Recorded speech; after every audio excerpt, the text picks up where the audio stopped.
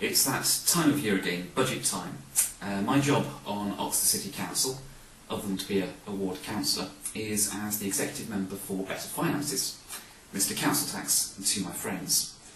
And every waking moment, and quite a few non-waking moments, between now and February, when the City Council's budget is actually set, will be devoted to trying to wrestle with the Oxford City budget for 2007 and 8 and beyond. And that will mean wading through piles and piles of documents like this, which detail what the City Council is spending, on what, and to what effect. Yet, even as I delve into all of this, I'm acutely conscious that for all my efforts, the effect will be at best marginal.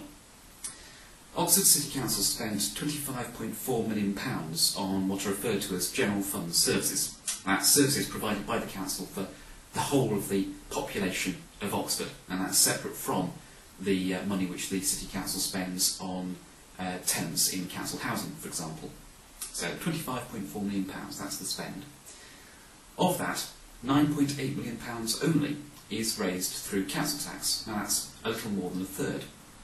So where does the other two-thirds come from? Well, £10.4 million came from central government grant, with a further £4.1 million contribution from national non-domestic rates, or business rates as they used to be called. This means that council tax is not as crucial to the overall budget setting process as the public understandably expects it must be. My ready reckoner is this: if I want to keep council tax increases in Oxford down, which I do, I reckon that every 1% decrease in council tax costs about £100,000. Now, 100k is 100k, but it's a tiny fraction of the overall council spending. And this leads to what is known as the gearing effect, whereby even very small increases in council spending can lead to disproportionately large increases in the amount of council tax which the public has to pay. The real problem here is quite simple. Britain's tax system is ludicrously over-centralised. Almost 95% of tax revenues are raised by central government.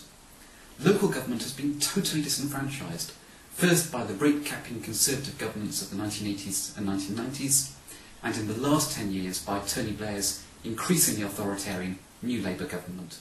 Mrs Thatcher, John Major, Mr Blair, none of them have been prepared to cede to local government the powers they need to raise money locally so that they can fund local services. All these Prime Ministers have wanted to maintain their grip on power, to make sure that local government has to keep going back to central government, cap in hand, asking for that extra bit of cash. There is a better way. Local councils should become responsible for raising the majority of their spending locally.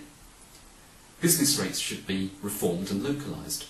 Council tax should be scrapped and replaced with a local wealth tax, such as land value tax. Such measures would increase the level of taxation raised locally to at least 50%, hopefully more in time, with a corresponding reduction in the amount of taxes raised nationally.